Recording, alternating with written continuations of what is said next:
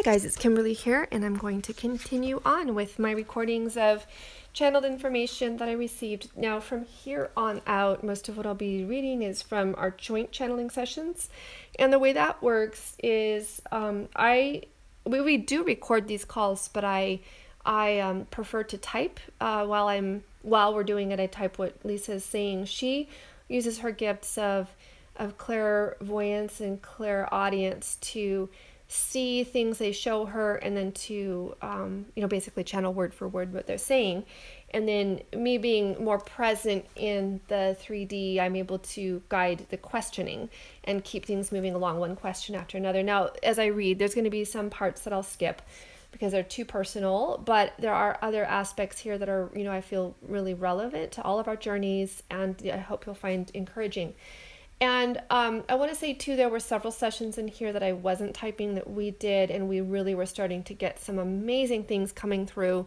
Again, too much of a personal nature to share all of it, but there were bits and pieces that I will stop a few times as I'm reading through this material to expound on. And what I'll be telling you is some of the things that they were telling us within the few days in our sessions before this that were coming through. So anyway, here we go. So first of all, I just want to say thank you for coming into sessions like this, as we're talking to our higher selves here. And thank you for the messages that you show us. And we would like to continue to receive affirmations after we've had these readings. Can we expect to receive these? And because we'd we would do a reading and then, ask, give us some affirmation and, the material world that these are true. And we were receiving them in ways that were blowing my mind. So, which was good because, we need to have those, especially when you're kind of early in this journey of receiving this information. You're wondering, am I just making this up in my head or not? So, okay. So,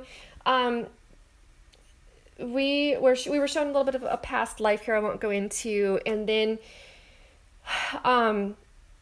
we ask a question about something that we had both kind of been struggling through at that time, which was some feelings of loneliness. And I know that, we've all gone through that, up and down to some degree over the last year, actually last 6 months. I've actually felt very little of it. I'm so thankful, really, truly having, gone over that final big, huge bump. So if some of you are still kind of in the thick of it, just have courage. You will truly, there does come a point when, you've shed so many layers of all the stuff that you needed to heal and everything else that you really will kind of come into the clear. And yet this is what we're asking about there. So this is what my higher self, Arya, says.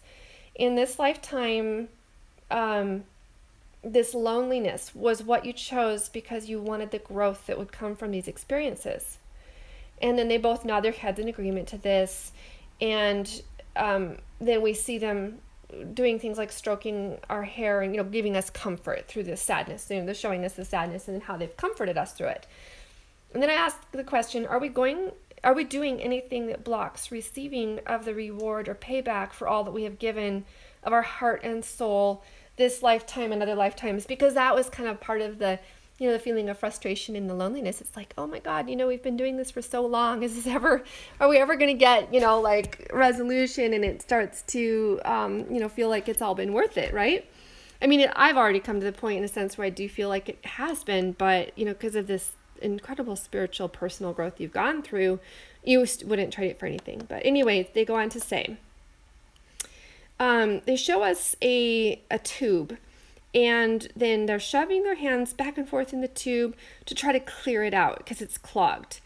And they remove several clogs, and we see some of the scenes that were, these clogs had to do with. I won't go into that, what in particular they're different for each person. And then I asked the question, what did we cause in our energy field because of these blocks that were being represented here? And it had to do with the second chakra. Second chakra isn't allowed to give and take a free flow, and this causes a block in family and community and concentric circles out from this. As you are maturing from the time that this started to the present time, or the time ending with your current, or with your, both of us are, moved on past karmic partners. So with moving on past a karmic partner, or husband, during that time when during the time of being with them, you were building new cells and going through regeneration. And this actually caused a building of blocks within you. And I know this is true because when I look back on my experience, up until my awakening began, everything seemed okay in my marriage. And I think probably a lot of you could relate to that. It was like beginning the process of awakening is then what manifested blocks. And, suddenly things in the marriage or the partnership just didn't work anymore.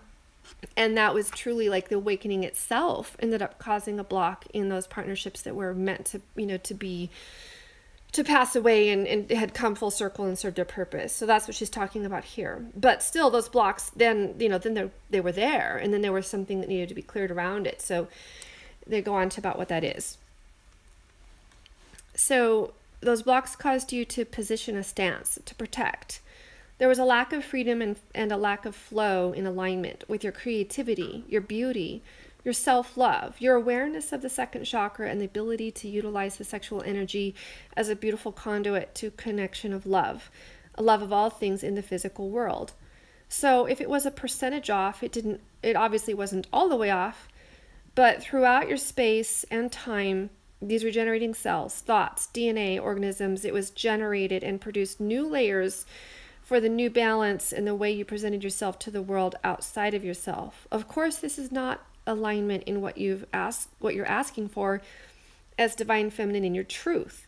So right now, bringing this to light and shining a light on the core sadness, your sadness is this disconnection with your divinity. As you go up from your core in your sadness to your divinity, it factors in the structure of human conditions that are under the restriction of earth through the physical and the material.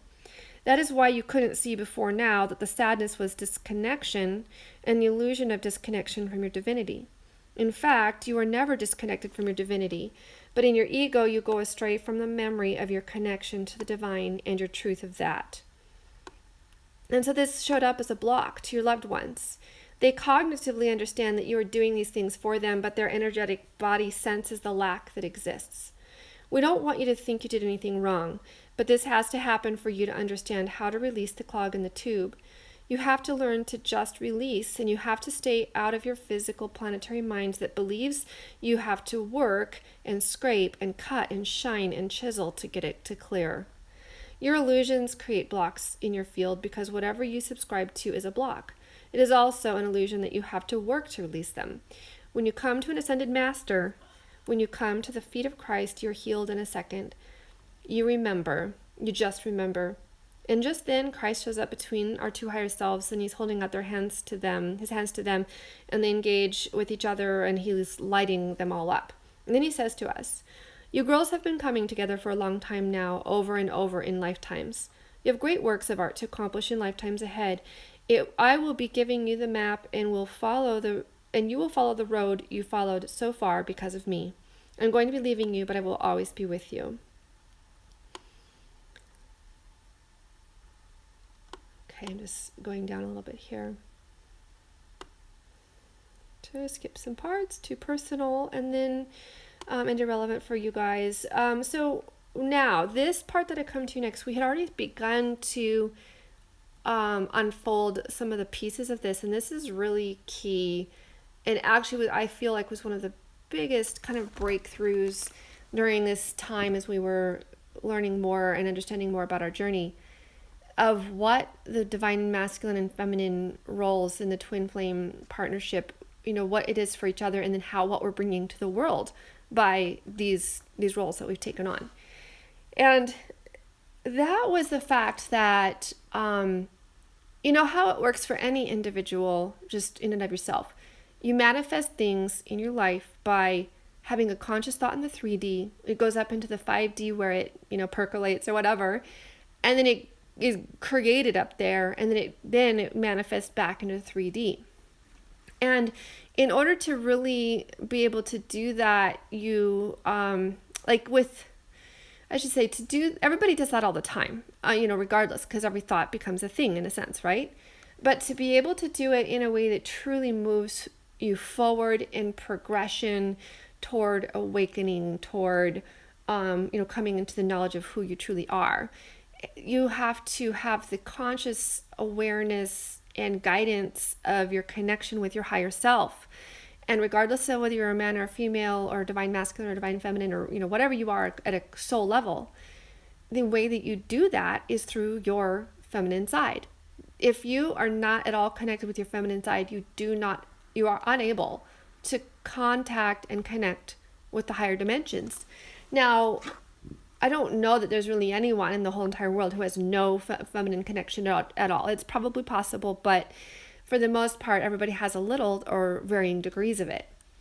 But the real issue and core problem on Earth at this time that really comes down to the heart of why everyone here is having such a struggle with moving forward in through ascension process, which I discussed in my my first channeling that I recorded here, where I was asking questions about that, and how the reason this shift is coming, and it's the third cycle of 25,600 year cycle, and in the first two on normal planets that progressed normally, it's a bell curve.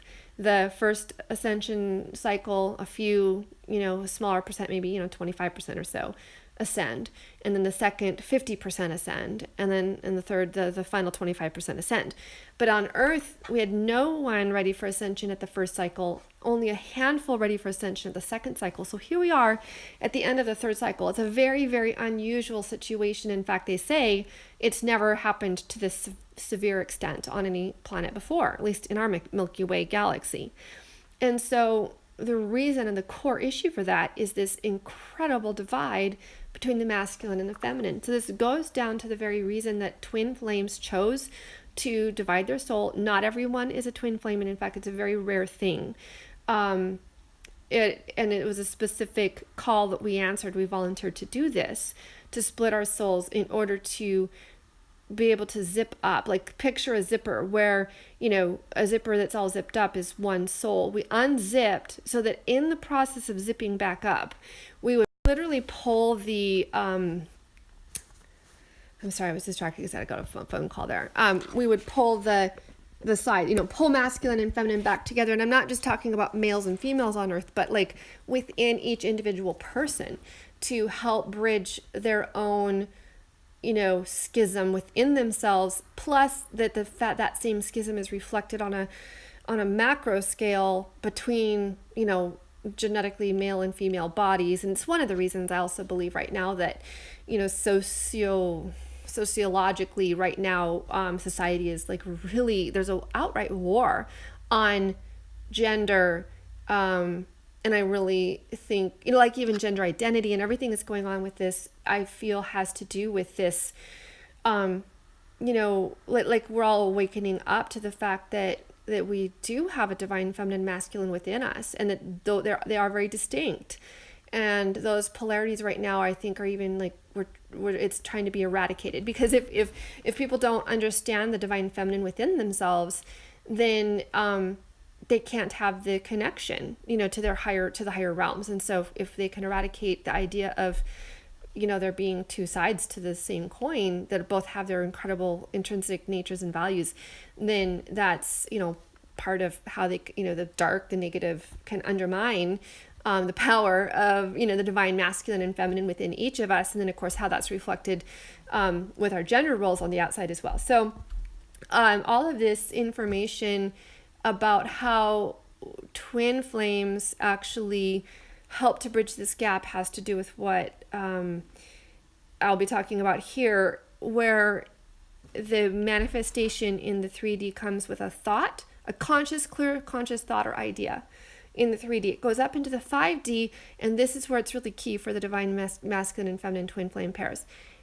It then is manifested into their reality. So they don't even have necessarily the specific conscious, 3D thought that needs to connect with, through the feminine side of them, but it still comes through because we've had the thought. So that isn't the case for, if there's other people who are not twin flames, don't really have, they don't have this person outside of themselves that's highly, connected. They'll be doing it within themselves too, but we're the way showers. And so we're ahead. We're ahead of the ascension curve, just a little way ahead. I liken it to plowing a trail, or like breaking a trail through the snow, and the twin flames are out in the front. We're breaking a fresh new trail, and as we're doing it, then it as the divine masculine and feminine, and that we're bringing, our divine masculine is extremely anchored into,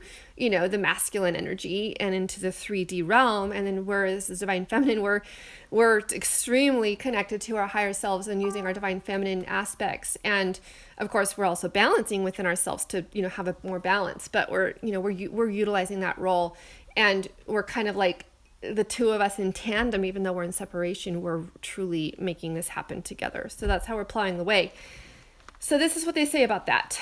So my question was having to do with some previous things I won't read about, how things are manifesting into their physical. And then I was a little bit frustrated about like, well, why can't their higher selves just come along and, get together with you and just make this all happen? And this is what she says.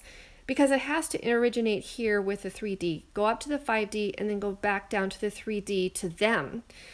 And obviously your planetary mind will want to work overtime on this. This is where it comes into grace. When love is the seed that starts the wheels into motion, there's nothing wrong with the planetary mind, because it uses thought forms to connect with the ethers and make possible the journey between the two realms. When you accept, receive, and have congruency, it is through the universe's chest. When we were explaining to you that the other day, we didn't want you to walk away thinking that the planetary mind is useless. It does have its place. It just doesn't compare to the universe's chest in capacity. Be free, allow it to flow, and understand these concepts. And your thoughts pierce the dense matter in the pathway up to the fifth dimension, and so it clears a pathway.